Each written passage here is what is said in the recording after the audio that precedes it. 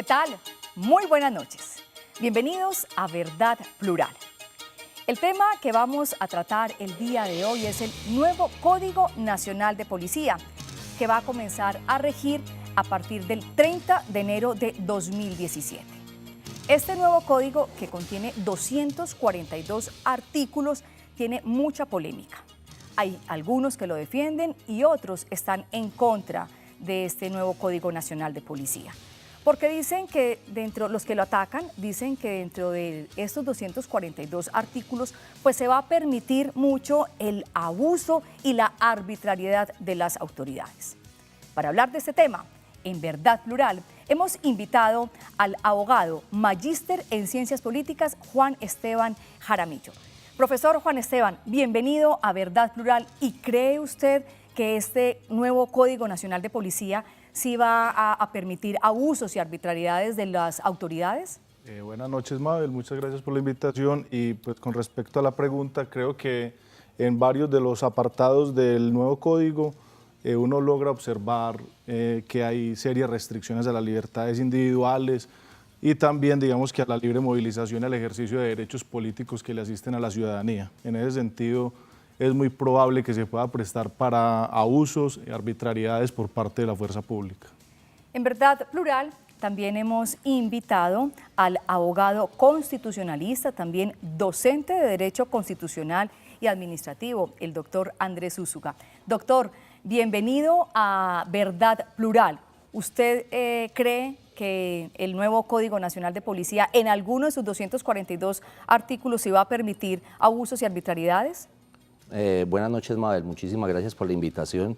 Yo la verdad no hago y trato de no hacer una presunción general negativa sobre las autoridades. Creo que la ley no necesariamente es la que induce a la autoridad a esos abusos. Creería yo que el texto, aparte de que es muy necesario porque han pasado, como tú lo decías, 45 años después de que los contextos son totalmente distintos, era tan necesario el Código de Policía que creo que fue pertinente que lo hubiera presentado el Gobierno Nacional por intermedio del Ministerio de Defensa, pero adicionalmente creo que las normas que se van a empezar a implementar o empezar a ejecutar después del 30 de enero del 2017 son muy necesarias, y ahora que mirar es la pedagogía que se le haga a las autoridades para que esto no sea una patente de corso, pero yo no podría afirmar que se van a presentar abusos de cuenta de esto. Este nuevo Código Nacional de Policía va a reemplazar al que está actual, el que es vigente desde 1970, más de 45 años con este código que llevamos cuando veíamos que el país estaba en una realidad totalmente distinta a la que estamos viviendo actualmente. Partiendo de ese punto de vista, doctor Juan Esteban, cuéntenos pues cuál es, para que le comentemos a todos nuestros televidentes, cuál es la diferencia entre el código de 1970 al código de 2017. Pues bueno, digamos que hay diferencias sustanciales en términos pues, de que se precisan ciertas competencias, ciertas facultades, ciertos procedimientos que quizás eran muy vagos o difusos en el otro. Quizás lo que sigue permaneciendo y que creo que es como el principal problema es una visión todavía muy peligrosista sobre ciertos sectores de la sociedad, sobre ciertos sectores de la población. Yo acudiría como a esa cita tan maravillosa de Eduardo Galeano en El Derecho al Delirio, donde dice que tenemos que llegar a una sociedad en la cual la educación deje de ser el privilegio de los ricos y la policía el azote de los pobres. Y de cierta manera, cuando uno mira la forma como se regulan ciertas intervenciones policiales, pues uno ve que de cierta manera se sigue generando una visión peligrosista sobre sectores de la sociedad que pueden estar en la calle. Por ejemplo, cuando se señale, por ejemplo, que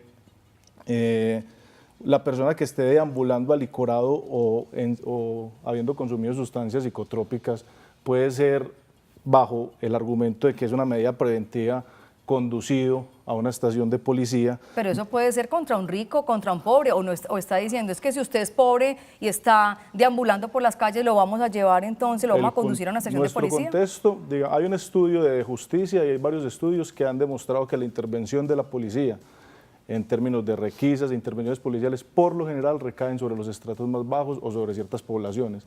Digamos, por ejemplo... Pero yo creo que lo que hay que hacer entonces es meterle pedagogía al asunto, ¿cierto? Pero Decirle a la policía, a las autoridades, no abuse porque el código no le está permitiendo eso, no es una patente de corso para que lo haga, pero no podemos decir que la norma, que el texto escrito, que el texto que hizo el legislador es el que va a inducir a las autoridades a hacer eso. Pues me parece a mí. Eso es que se sitúa una situación de riesgo o peligro indeterminado. Es decir, si yo me he tomado algunos tragos y estoy caminando por la calle, ¿cuál es el peligro que yo represento? Es decir, ¿quién determina el grado o nivel de riesgo o peligrosidad que una persona puede representar en un momento determinado? Pero yo creo que ahí lo que está diciendo el doctor Andrés Úsuga es que tiene que ver más con la sensibilización y la educación que se le tiene que hacer a todos los uniformados. Porque y si no solamente una persona... los uniformados, también las autoridades policíacas, por ejemplo, los inspectores de policía, que tienen esas facultades, porque yo creo que es importante para la audiencia también explicar que el código de policía no es el código de la Policía Nacional, no. Es el código de la policía, de las facultades policivas administrativas que tienen todas las autoridades, tanto civiles como policivas. Claro, porque estamos hablando de un alcalde, estamos hablando de un gobernador. Mire, hay una cosa que yo siempre he explicado, inclusive cuando yo daba clase de defensa y seguridad, fíjese que aquí no se le dan facultades a las fuerzas militares, que creo que es muy importante. Es empezar a distinguir que las fuerzas militares son para el tema de defensa y de guerra y las policías son para los temas de orden público, seguridad, libertades y garantías de los ciudadanos. Creo que eso hay que aportarlo. Pero le quiero poner otro ejemplo como lo ponía el profesor también entonces.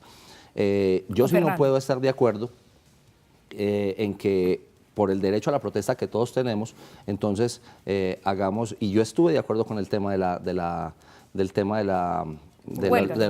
huelgas, algunas huelgas, pero yo no puedo estar de acuerdo en que estas huelgas bloqueen el país o que entonces impidan el desarrollo del país económico, entonces pongan 2 tractomulas en una carretera o que unos señores con una protesta bloqueen por medio de unas pancartas o de lo que sea, porque entonces sería que estuviéramos apoyando las vías de hecho. Y creo que los códigos precisamente son para no apoyar las vías de hecho e impulsar que el Estado social, democrático y constitucional de derecho se pueda cumplir en el marco de la Constitución del 91. Pero dos cosas con relación a eso. Yo creo que volviendo como al tema de lo que señalábamos ahorita sobre las supuestas medidas preventivas para poder capturar a una persona, o en este caso, creo que tenemos que situarnos en el escenario jurídico-político que nosotros tenemos. Nosotros somos un Estado de Derecho. Por lo tanto, toda intervención policial es limitada, claro, y de cualquier autoridad. Por lo tanto, las reglas para intervenir sobre la libertad personal o la libertad de movilización o de protesta, los derechos políticos, tienen que estar reglados. Y el problema de este código es que deja un umbral, un espectro muy amplio de indeterminación sobre cuándo y en qué circunstancias puede intervenir. ¿Quién determina la intervención? El funcionario de la policía que está en el evento. Es decir, si yo he consumido licor o he consumido drogas y estoy deambulando por la calle, ¿cómo van a determinar mi grado de peligrosidad? Un policía. Y además, ¿cuál es la capacidad que él tiene para determinar eso? Él no la tiene. Por eso, pero como no la puede determinar, entonces es por eso es que se remite a un... Pero vamos al mismo tema, mire, si estamos en un Estado que yo no creo que sea solamente de derecho, sino el Estado de nosotros después del 91 no solamente es de derecho, sino social, constitucional y democrático de derecho. ¿Cierto? Esas 3 partículas son supremamente importantes. Si lo tenemos así y creemos de verdad en un sistema de frenos y contrapesos, entonces lo que tendría que estar pasando, y este código, esta ley 1801 ya está demandada ante la Corte Constitucional, es que en ese sistema funcione que los límites a esos excesos supuestos que están en este texto se los ponga la Corte Constitucional en una sentencia de constitucionalidad, declarando inexequible alguno de los artículos o de los parágrafos que tenga este código. Creería uno que antes del 30 de enero debería estar expidiéndose ya una sentencia de constitucionalidad, de exequibilidad o de inexequibilidad para que se le pongan los límites que se pudieran haber dado en este texto legal. Y el segundo punto, Mabel, que cuando me interrumpiste, es el de la protesta. Yo creo que también hay que situarnos en el contexto de los últimos años del país, en donde han asociado una serie de movilizaciones políticas por la inconformidad, ¿cierto? Y que se recurre a vías de hecho, no porque la gente quiera. Sí. Es decir, es que hace mucho tiempo tenemos claro que ya el Congreso no representa a las clases populares. Hace mucho tiempo no representa al campesino. Es decir, las condiciones de precariedad a las que se ha llevado al campo y a la ruralidad en Colombia ha hecho que las personas tengan que acudir a vías de hecho. Ese es un primer asunto. Lo segundo es, estamos en un momento muy álgido de con, muchas... ¿Con las vías de hecho va a continuar? No. ¿O ya va a cambiar el tema? No, pero entonces tengo una pregunta ahí. Ustedes dos que son docentes, expertos constitucionalistas, ¿qué pasa en los países más desarrollados, en sus constituciones o en su normatividad, en su ámbito jurídico? ¿Está la prohibición? Vuelvo a hacer la pregunta, en los países desarrollados, ¿está la prohibición de la huelga, de las manifestaciones? Ahí sí tengo que intervenir un poquito yo, Pero yo habiendo quería hecho... terminar la idea porque es que no la terminé. No, Pero es que me vas a cambiar el tema. No, era lo mismo asunto. Es decir, lo que quería señalar es que estamos en un momento y en un contexto muy álgido de protesta social y digamos que justamente en ese momento es que se expide esta norma y digamos que ahí se genera una gran sospecha. Yo sí prefiero sospechar del poder. Yo creo que una de las grandes enseñanzas que nos dejan los filósofos liberales es sospechar del poder siempre. Se establece una norma para tratar de intervenir y acallar las movilizaciones que hay, bajo cualquier circunstancia, bajo circunstancias indeterminadas. Entonces yo estoy de acuerdo en que las vías de hecho deben de ser limitadas, ¿cierto? No pueden afectar a la población en general, pero creo que aquí se abre un espectro. ¿Cómo ponerle límites a una vía de hecho? O sea, legales. Es imposible ponerle límites legales a una vía de hecho. La vía de hecho precisamente por eso es de hecho, ¿cierto? No tiene una normatividad, no tiene una regulación que le pueda decir, vea, y usted puede hacer una vía de hecho hasta acá o hasta acá, porque entonces ya no sería vía de hecho, precisamente sería un tipo de regulación. Pero le voy a aportar con lo que usted preguntó, Mabel.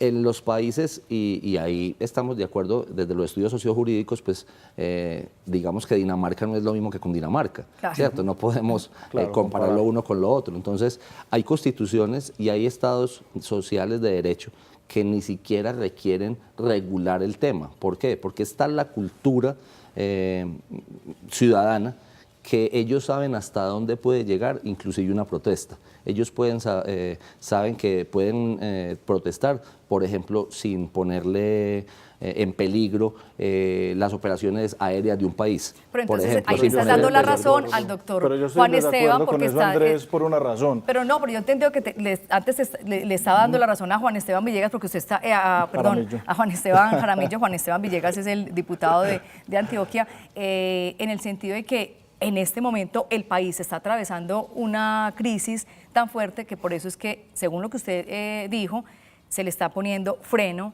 a esas manifestaciones. No, lo que quería hacerle una observación, Andrés, es con relación a ese tema de menospreciar un poco la cultura política nuestra y mirar como la otra como más avanzada, en el sentido de ver que de pronto no se movilizan como se movilizan acá. Yo creo que la riqueza de la cultura política nuestra es esa capacidad de movilización frente a gobiernos, frente a gobernantes, a representantes indolentes, ¿cierto?, que no son capaces de resolver los problemas. Es decir, cuando hay un problema social y una demanda social, se le envía a la policía, ¿cierto? Lo que se necesita es que vaya un ministro o un funcionario del gobierno de cualquier nivel a atender esas demandas y a resolverlas, entre otras cosas que siempre que se llegan a acuerdos y a concertaciones en estos escenarios, por lo general se incumple, ¿cierto? Y este último gobierno ha sido perverso en la atención a los procesos de movilización política. Ha sido un gobierno pues, que si bien ha estado negociando la paz con la insurgencia, ha tenido una mano muy dura con la protesta social y con los sectores sociales, y ahí creo que es donde uno observa con mucha sospecha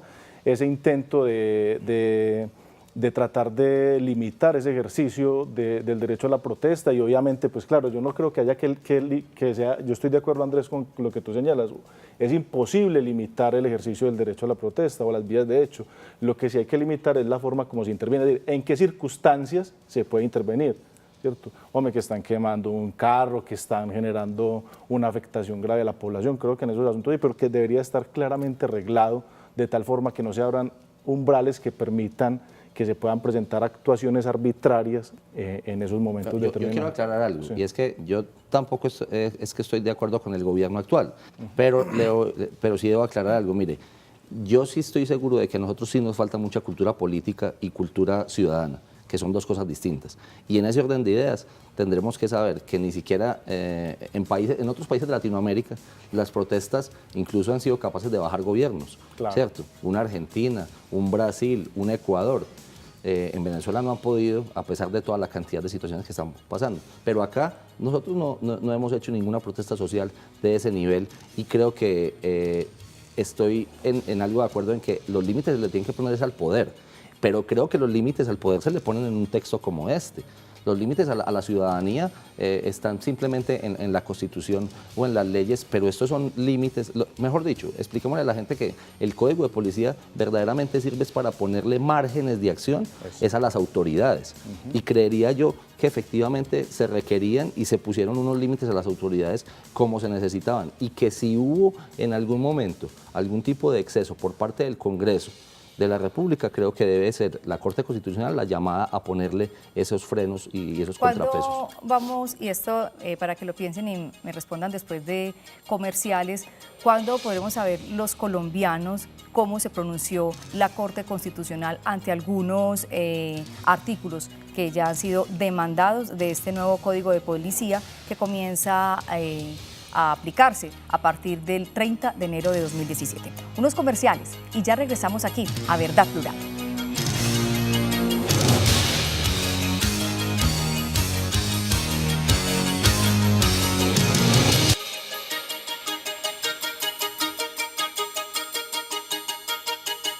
Continuamos en Verdad Plural. Hoy estamos hablando sobre el nuevo Código Nacional de Policía que comenzará a aplicarse en Colombia a partir del 30 de enero de 2017. Antes de salir a comerciales, les preguntábamos a nuestros panelistas de hoy qué pasa con algunos de esos artículos o inclusive sobre toda la ley que está demandada ante la Corte Constitucional si no se ha pronunciado la Corte antes del 30 de enero cuando comienza a ser efectivo este nuevo código. Bueno, doctor Andrés. Precisamente, Mabel, si antes del 30 de enero del 2017 la Corte Constitucional no se ha pronunciado o sobre una o sobre varias demandas, que creo yo sería lo más importante, acumular esas demandas y expedir una sentencia C de constitucionalidad, exequibilidad o inexequibilidad, bien de todo el código, o sea, de la ley 1801, o bien de algunos de los artículos, se aplica inmediatamente todo el código al tenor literal de lo que se expidió por parte del Congreso. Eso creo que no debería ser lo que pasara, pero también hay que entender el contexto del país y en lo que está pasando en este momento con el tema del proceso de paz, la cantidad de situaciones por resolver que tiene la Corte Constitucional, tiene demandas el Plan de Desarrollo, tiene demandas, otra cantidad de leyes que ha presentado el Congreso. Pero es que esto es muy importante porque es que aquí está regulando la conducta de todos los colombianos. Exacto, entonces este no es un tema solamente claro, de 7.000 señores que están negociando en la FARC, este no, es de los nada, 47 millones de los ciudadanos. Entonces, de ricos y pobres, claro, el de llamado todos, es de minorías, de mayorías. Yo complementaría algo, Mabel, también con lo que señala Andrés. Yo creo que es necesario que algún día pues, el Congreso y los parlamentarios, antes de expedir las leyes, respeten el contenido material de las sentencias de la Corte, que hacen parte de la interpretación legítima, autorizada, que cierra cualquier discusión sobre el tema de constitucionalidad de las leyes. Y que el día que se caiga una ley de esas en la Corte, respondan ellos también. Claro, entonces como hemos visto que no ha pasado aquí se pueden dar procesos de responsabilidad estatal por privación injusta de la libertad. Y política. ¿Cierto? Y aquí por lo general se suele caerle a los jueces, pero nunca se le cae a los legisladores que sacan leyes que en muchos casos ellos saben que están vulnerando libertades. Sí, uno no le puede exigir a un legislador que, por ejemplo, que no es abogado, que no tiene técnica legislativa, pero ellos tienen asesores en sus unidades de trabajo legislativo para no hacer, lo voy a decir muy coloquialmente, para no hacer las embarradas que hacen y esperar hasta que la Corte simplemente les corrija. No, pues precisamente para ello les pagan uno de los 3 sueldos más grandes de Latinoamérica en congresistas, hablando de congresistas, y creo que sí, yo me uno ese llamado, pero también el llamado es para la Corte Constitucional. A que se mueva, sí. ¿Por qué? A que mueva los procesos que más se necesitan y en los momentos que se necesitan, porque es que hay sentencias, no solamente de la Corte Constitucional, también del Consejo de Estado, por ejemplo, con temas de pérdida de investidura. Entonces, perdió la investidura, pero es que hace 2 años no es congresista, pues ya para qué saca una sentencia de esas. Aunque el debate no nos perdamos por hacia favor, allá. no nos perdamos del debate, porque es que ya pero tenemos... el otro, Mabel, que tiene que ver con el debate es que ojalá salga la sentencia y se haga la pedagogía que se prometió en el código. Pero no se está haciendo la pedagogía con los uniformados. No, inclusive lo que se podría hacer en este momento con respecto a esos artículos de la pedagogía, bueno, no sabemos porque yo no estoy pendiente de las escuelas de policía. Exacto, pero es que sí se puede hacer pedagogía si todavía no sabemos cuáles son verdaderamente los artículos y cómo va a quedar la norma. Pero sí se tiene que hacer la pedagogía de todos modos, porque el cuerpo de la ley, lo que uno prevé es que va a quedar igual. Simplemente se le van a hacer unos retoques cosméticos, estéticos, como están diciendo en otro tipo de norma, pero sí es importante saber el cuerpo de la norma hacia dónde va y que en las escuelas de formación policial, tanto de oficiales como de suboficiales, se haga, pero no solamente a ellos, también se tiene que hacer en inspectores de policía, en funcionarios de las secretarías de gobierno, en funcionarios de las alcaldías que y de las gobernaciones. Hasta dónde son sus límites, hasta dónde pueden operar, porque pues, la verdad a veces ve uno gente más abusiva sin uniforme que con uniforme. Así Estamos es. de acuerdo. Entonces, y que la pedagogía no puede ser un asunto solamente hasta el 30 de enero, sino que si tiene no ha que salido la continuar. Corte y van saliendo las sentencias, pues que se vaya actualizando a los funcionarios en esos asuntos, porque mira, por ejemplo, con el tema del consumo de drogas, qué gran problema hemos tenido, con el tema de la dosis mínima, ¿cierto? O la dosis de aprovisionamiento, que la policía se enreda mucho en ese tipo de intervenciones, digamos que en el código también van a generar como ese tipo de problemas. Pero es que, ¿cómo no enredarse si, imagínese usted con cada policía con un gramero, a que le mide cuántos gramos es que lleva esto y no lleva este? Creo que también hay que darle un margen de acción a la policía y a las autoridades para poder que ellos actúen y nos garanticen libertades y garantías. Y adicionalmente, yo le pongo un ejemplo que creo que tampoco estamos de acuerdo el profesor Juan Fernando y yo, y es en el tema del acceso a los domicilios, el acceso a los domicilios privados. ¿Por qué? Yo creería que aunque se protegen y se deben proteger o ponderar los derechos ciudadanos, pues imagínense lo que ha venido pasando. Hay un tema de animalitos. Entonces hay un animalito llorando que lleva 3 días llorando en un apartamento. Sin agua, sin comer, sin nada, porque el otro se fue, la familia se fueron a pasear y lo dejaron ahí muriéndose. Eso lo trae el nuevo código, pero adicionalmente, y cuando usted siente desde otro apartamento que se está sintiendo violencia intrafamiliar adentro, y usted llama a la policía, pero entonces la policía tendría que esperar hasta que la orden de un fiscal se la dé. Yo creo que es importante darle ese margen de acción a la policía, entendiendo que ellos tienen que comprender que no se puede abusar de su poder en el momento de hacer esa intervención. Aunque yo no estoy en desacuerdo con eso, Andrés, yo creo que la policía tiene que intervenir en ciertas circunstancias específicas que representen un riesgo, ¿cierto? Lo que creo también es que de pronto le faltó al código como precisar ciertos controles al momento de realizar la intervención y posteriores a la intervención. Yo creo que, por ejemplo, si la policía va a realizar una intervención, podría tener un contacto inmediato con la fiscalía o con alguna unidad de reacción inmediata de la Fiscalía para que mientras ellos realizan su procedimiento y ellos están realizando la policía su intervención, se puedan conjugar. Pero eso no es lo que deben hacer los decretos reglamentarios de la ley. Esperemos que eso lo hagan. Y lo otro es que haya un control posterior a ese tipo de intervenciones. Obviamente, pues digamos que con el Código de Procedimiento Penal uno sabe que por lo general eso va a suceder, pero sí es importante pues que eso esté bien reglado, sobre todo pues por los abusos que se pueden presentar. Yo cuando hablo de los abusos no estamos hablando en el vacío, ¿cierto? Estamos hablando en un contexto colombiano donde hay muchas quejas sobre intervenciones que evidentemente ha cambiado mucho la intervención policial. Incluso yo estoy de acuerdo con Andrés, muchas veces son los civiles a veces más arbitrarios y quieren que la policía haga de todo e intervenga en cualquier tipo de circunstancias afectando libertades. Hay secretarios de gobierno que quieren poner a hacer la policía una cantidad de arbitrariedades porque ni siquiera entienden cuál es el rol de la policía. Y yo he visto, incluso, vi en esta ciudad alcaldes que querían poner al ejército a perseguir una banda que robaba motos. Imagínese pues, si un alcalde está pidiendo eso, y no era un alcalde precisamente que se dijera de tendencia de derecha, entonces continuemos la situación. Por favor, ya estamos terminando nuestro capítulo de hoy en Verdad Plural. Vamos a terminar con un mensaje, digamos, positivo. ¿Qué le ve usted de bueno a este nuevo código de policía que comienza a operar el año entrante? ¿Puedo violar la regla, Mabel? Sí, claro. No, yo creo que hay que entender que el código de policía no va a transformar los problemas que pretende intervenir y que a este código de policía habría que agregarle un proyecto precisamente de cultura ciudadana, a partir del cual se transformen esos comportamientos, porque nada hacemos con que las autoridades policiales intervengan, por ejemplo, para resolver algún asunto de una riña. El problema de la riña no lo resuelve el policía, y la agresividad que se ha venido presentando en esta ciudad de Medellín, gran parte de los homicidios se están presentando por problemas de convivencia, y eso el policía no lo resuelve. Él interviene en una situación en particular, pero cómo transformamos esa cultura tan agresiva, tan machista, tan patriarcal, que termina agrediendo y generando riñas, o agrediendo a la mujer, o teniendo acciones de violencia.